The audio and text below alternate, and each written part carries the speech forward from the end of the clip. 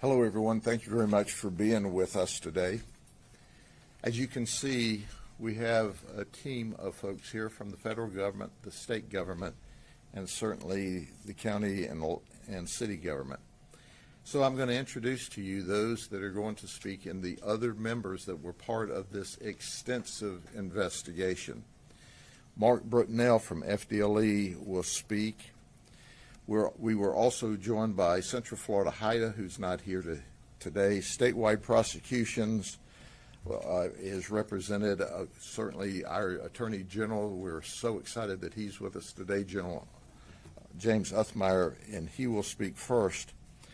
ATF, Bureau of ATF, federal government was here, but they're not here, was with us, but they're not at the operation today. The Auburndale Police Department, Chief Terry Story's with us. He's not going to speak. State Attorney's Office, my State Attorney, Brian Haas, who simply is the very best, is here, and he's going to speak. Medical Examiner's Office was involved in this investigation. DEA was involved in this investigation. They're not here today. The Winter Park Police Department, we are honored that Chief Tim Volkerson is with us today. Pasco Sheriff's Office is not here, but they worked with us. U.S. Marshals, Deputy Commander Diamond is here. He's not going to speak, but once again, we can't do this without our federal partners as well as our state partners. Florida Highway Patrol's Sergeant Steve Gaskins, Sergeant Malloy, and Trooper Jeremy Fields are here today. They had a really important part in this operation, and certainly the Florida Department of Corrections, their intelligence team. So after introducing all of them, you can see that no one person, no one organization can do an investigation of this size. It's just impossible. But when we all work together, good things happen. This investigation began in April of 2025, and it culminated with 2 court-ordered wire intercepts at the end of the year. This is an organized gang, and this is gang members. And they're not all from the same gang. There are actually members from different gangs, but it's an organized criminal enterprise. That's why you'll see that we're charged RICO in a lot of these. We focused on trafficking in fentanyl and trafficking in methamphetamine. As a result of this investigation and thousands of hours, investigative hours, we made 51 arrests. We charged 10 with racketeering. There were 78 pounds of meth seized, 14.55 pounds of fentanyl, enough, as you can see, to kill 3,300,000 people. 13 firearms were seized, $20,000 in cash. We did a drug roundup that began on January the 30th, and part of these 51 arrests occurred with 32 warrants being attempted, and we served all but 5. There are 5 folks that are still wanted. You see them on the board here. Those 5 suspects, even though they're at large, they won't stay at large. We will find them. But it's important, and I highlight in the reason for this entire operation, fentanyl traffickers are killing people across this county, this state, and this nation just as sure as someone putting a gun to our victim's head and shooting them in the head. So that's why we're here. We're of one heart and we're of one beat as we go after these fentanyl traffickers. Today we're going to, as they say in the gang world, lace you up. We're going to talk about the gangbangers who are selling this poison and who won't sell this poison any longer.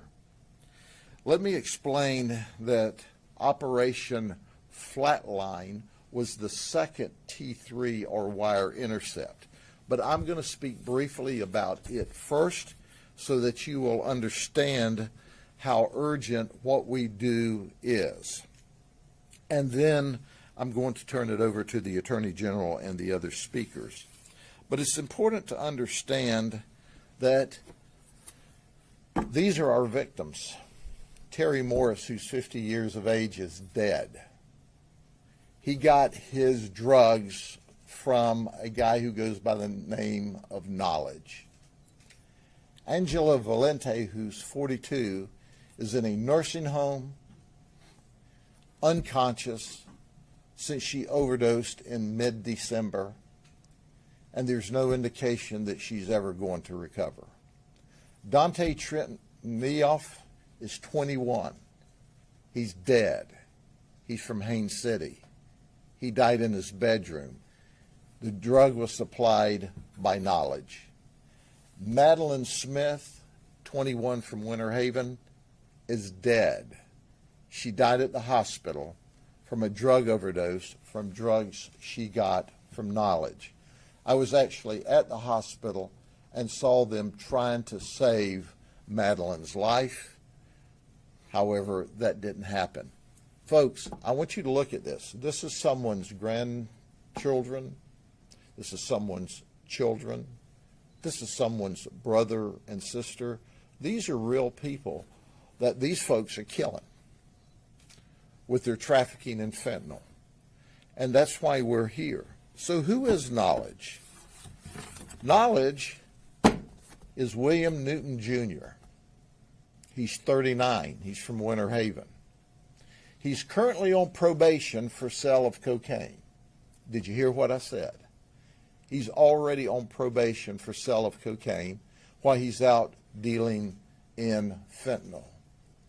We also have him under investigation, as you may understand, for murder. He has new charges of sale of fentanyl that we filed, trafficking in cocaine, trafficking in fentanyl, violation of probation. But I want to talk to you a minute about the quickest T3 or wire intercept the Sheriff's Office has ever done. It may be one of the quickest ones ever done across the state or the United States. And I want to brag on Brian Haas and his team. So we're in the middle of what we call Operation Bloodline, doing this investigation, and all of a sudden, mid-November, 1st of December, people are falling over dead. These folks, they are in serious shape. Others that we've not even listed here went to the hospital and recovered. But all of a sudden, we have this real upsurge of fentanyl overdoses. We do something that I hope is not unique. Not only do we send our homicide team out to do the death investigations, but we send a narcotics team out to work with them. So we immediately, through our homicide detectives and our narcotics detectives, determine that William Newton is supplying the fentanyl. So we try to go undercover and arrest him. He's too smart for that. You see, he's been to Florida State Prison for trafficking in cocaine on a minimum mandatory before. He has 8 previous felony charges. 8 previous arrests, 7 felonies and 1 misdemeanor. So we had to do something proactively and quickly to figure out how to stop him from dealing this fentanyl, because he was killing people. We were watching them die before our very eyes. And that's when Nicole Orr, who's one of the directors for State Attorney Haas, received permission and immediately did a T3 order. We literally went up on this order on a Thursday. It was written just as quickly as we could get the data together. By Sunday, we went down on this order and we caught him.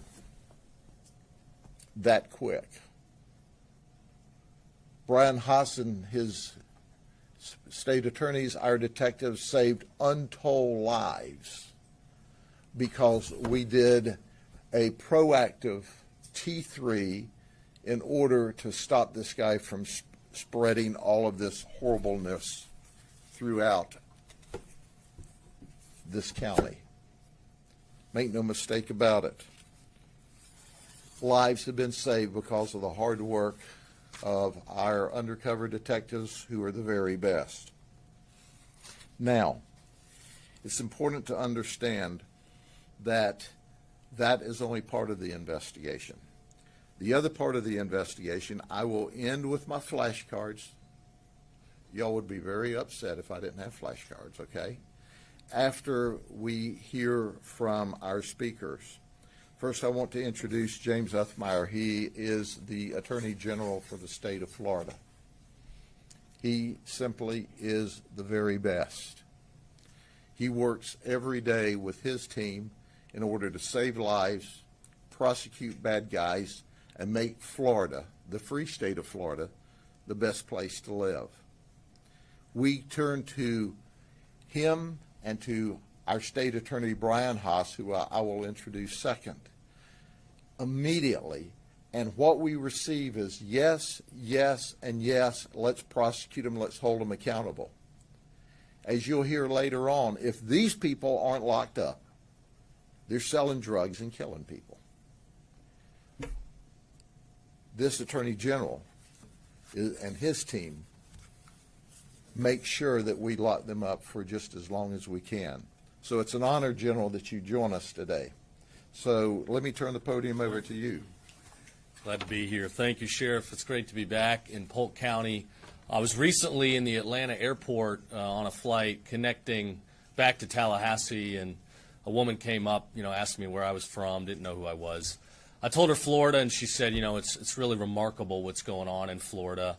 The leaders down there, they stand by law enforcement, and what you guys are doing to drive down crime rates is incredible.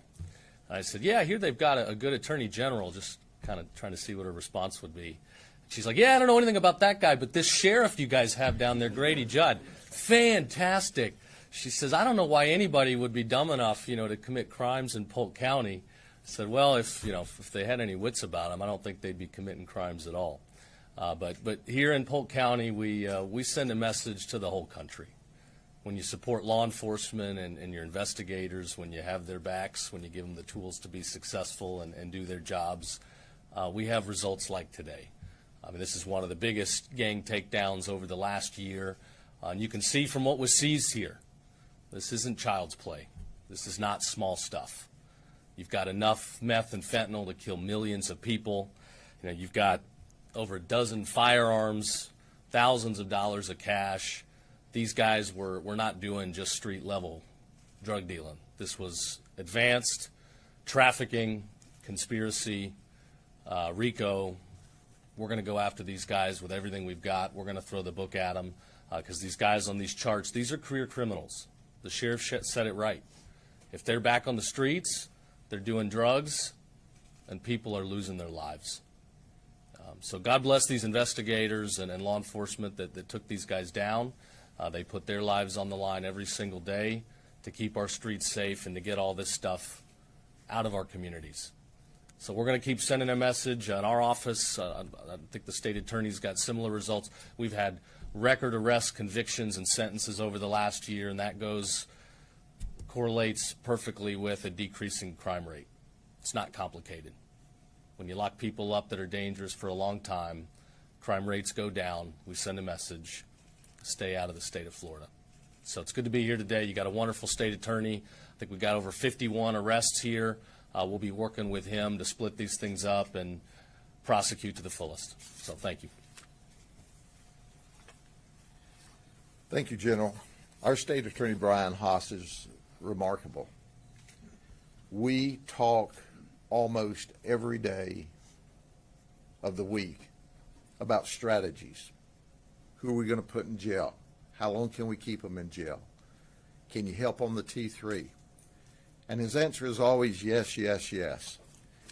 I hear some sheriffs from around the state, around the country saying, hey, it's a frustrating thing to work with our state attorney's office or our prosecutor's office.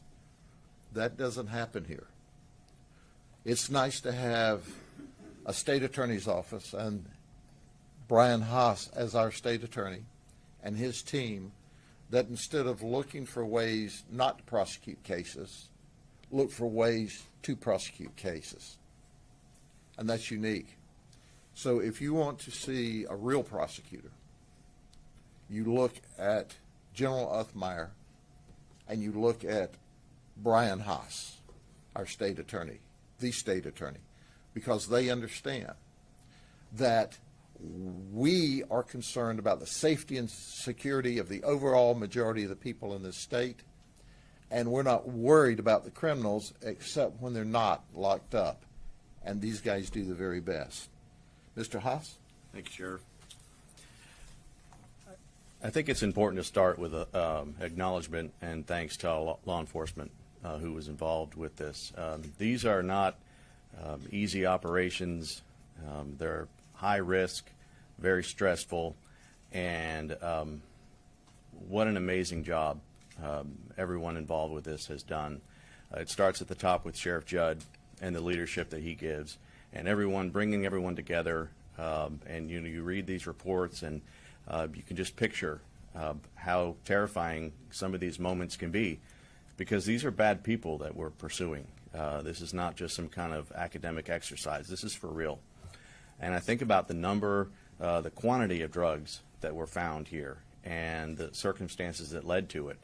We all know people who have been addicted or having a difficult time with substance abuse, and guys like Newton, they prey on those people. They know exactly what they're doing. They take advantage of the fact that people are having a hard time, and they exploit it for their own personal financial gain. And you just look at what a pathetic situation we had here with this guy, kids in his car, and just that he would put anyone in that type of situation is just so troubling. So if you read through the reports, he was at this motel, that hotel, this place, that place. And I think our goal here is to give him a permanent address. That's going to be at the Florida State Prison. We have great laws in Florida. We have great judges here in the 10th Circuit. But if one of them decides that they're going to go light on this particular individual, we have mandatory minimums that are going to say otherwise. And it will ensure that this fellow is going to end up in prison for a long time. So I'll conclude with this. We've been here before. We're here today. We'll be here again. And right now, somewhere in Polk County or across the state of Florida, there's another Newton who's out there deciding to sell drugs, whatever it might be. My advice is find something else to do, because before you know it, you're going to be on one of these boards and you'll be headed to prison as well. Thank you.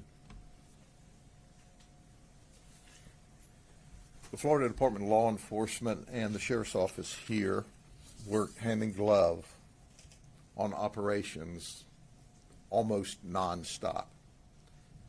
I brag on them.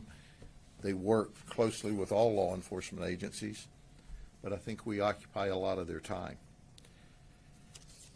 Our special agent in charge, Mark Britnell, is fantastic, and he's going to speak to you about the extra efforts that they bring to the table, not only through their remarkable investigators, detectives, special agents, but with other resources. Mr. Britnell? Yes, sir. Thank you, Sheriff. AG Uthmeier, Mr. Haas, thank you, guys. On behalf of Commissioner Mark Glass, I'm Mark Britnell, Special Agent in Charge for FDLE Tampa Bay.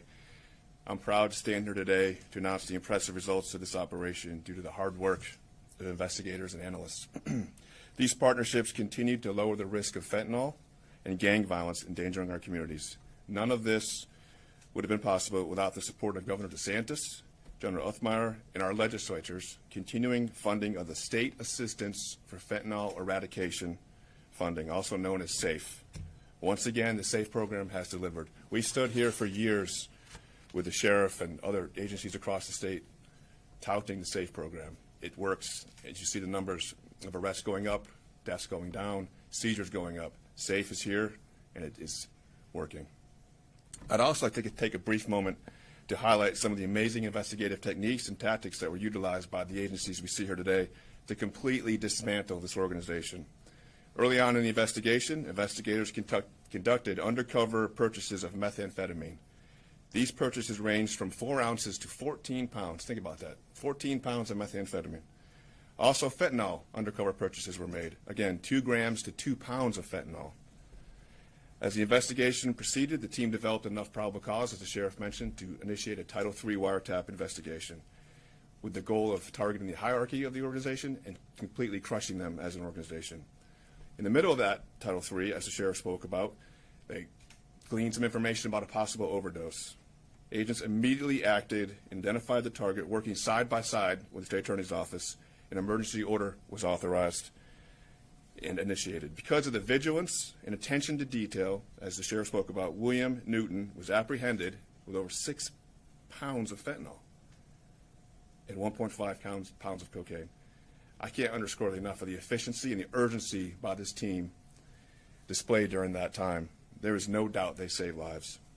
So on January 30th, and I'm sure the sheriff will talk about the roundup day, over 24 agencies came together to take down this organization. And as the sheriff spoke earlier, 78 pounds of methamphetamine, 14.5 pounds of fentanyl, 20,000 in cash, 13 firearms. When there's drugs, there's always firearms, and 51 total arrests. As the sheriff spoke earlier as well, there's 5 members still currently at large. I have no doubt that there'll be a guest of Sheriff Judd's jail very soon. I just want to take the time real quick to say thank you to everyone that worked on this case, the team, all the analysts, agents, investigators, true team effort. This is a great, great case. Thank you for your time. Thank you, Sheriff. Thank you, sir. Before I start, you know, I continue to see in articles across the state and nation about drugs are low level and nonviolent. I want you to look at this. Look at this gun. Look at these guns. Look at this fentanyl that enough to overdose and kill 3.3 million people. And the next time you hear someone suggest that drugs are low level and nonviolent, you too can clearly understand that they're a nut, that they need mental health counseling. Because our agents and deputies and detectives are facing this kind of firepower to bring these kind of people into custody. They're very, very, very dangerous people. And I'm about to go over the cards with you, and I think you'll understand when you see the cards why these people are very dangerous. Because they have guns and they don't mind using them. And I think it'll be interesting. I'm going to just flip through them very quickly. I'm not going to try to make the lineage and tie all of that together. We can give you that through the PIOs. But I'm just going to give you a snapshot. This is Eric McCaskill from Winter Park. He's 36. He was released from the Florida State Prison in 2020 for trafficking in meth. He was sentenced on a 3-year minimum mandatory.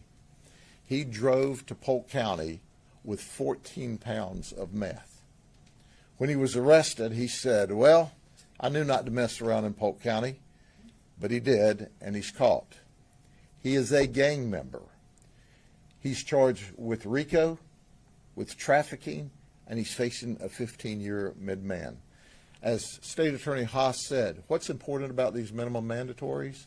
Because judges can't listen to family members and sob stories and alligator tears and to go, well, heck, he's such a nice young man, and end up giving him 2 years.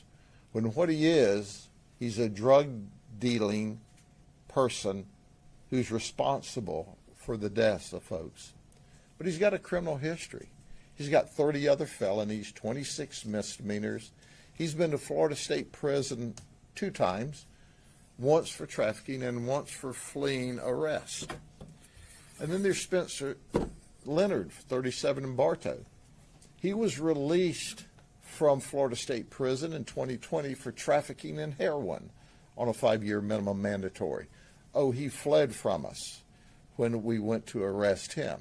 Now he's charged with RICO and trafficking in fentanyl, over 28. That's a 25-year minimum mandatory. He also has a criminal history of 12 felony arrests and 12 misdemeanors. He has been to state prison on 2 other occasions.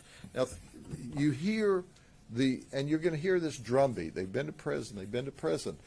When they're not locked up, they're out peddling drugs and peddling violence. Stephen Jackson's 32. He's from Winter Haven. He's a gang member. He stole a kilo of fentanyl from an associate. That usually doesn't bode well for your life expectancy. We probably saved his life when we arrested him from being shot by another gangbanger. He traveled to California as a connection from the California to Polk County to bring the drugs. He has a criminal history of 23 felonies, 14 misdemeanors.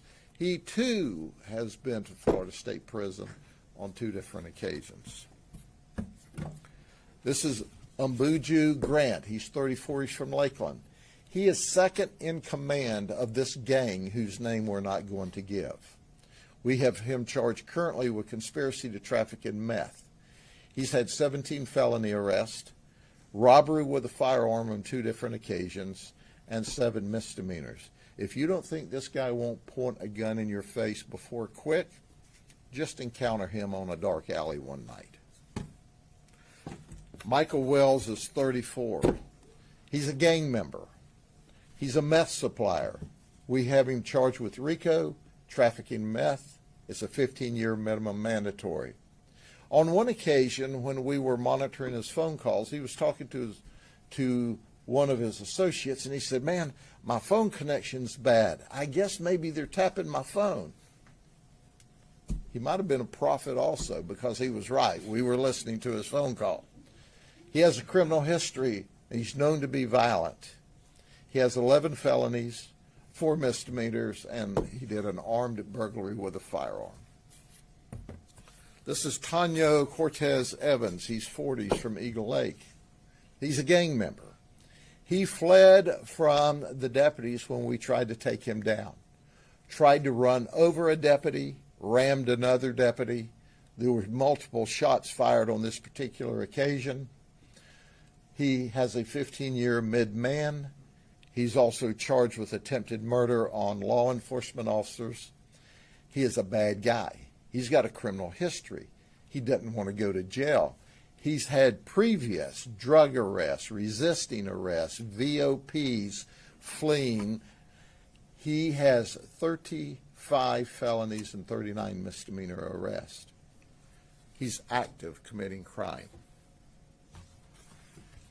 This is Joshua Pucklewarts. Yeah, common spelling. He's 33 from Tampa. He is a rapper. He's known as Tommy Boy Wayne. Well, if my last name was Pucklewarts, I'd probably go by Tommy Boy Wayne too. But he's really a popular rapper in Central Florida. He's also a meth supplier. He fled from the highway patrol. That didn't get him very far because they caught him. They crashed him into a bridge, or he crashed into a bridge. He had 11.8 pounds of meth. He's facing a 15-year mid-man, so he can rep his way all the way to state prison. This is Jamarian Young. He's 36. He's known as Shiesty. He's the highest-ranking member of the gang in Florida. They call him the landlord. He's charged with RICO, trafficking in fentanyl, trafficking in meth. They're 25-year mid-mans. But he did tell the detectives when we arrested him, "Hey, you all did a really good job of catching me." He's already served 15 years in the Florida State Prison sentence for armed robbery with a firearm. And he's on his way back.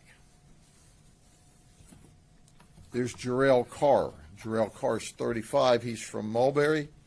And Bruce Young. Bruce is 37 from Lakeland. Pay attention to this. He's released from the Florida State Prison on November the 29th of last year. Got that? On the very same day, he started negotiating dope deals. The day he's out.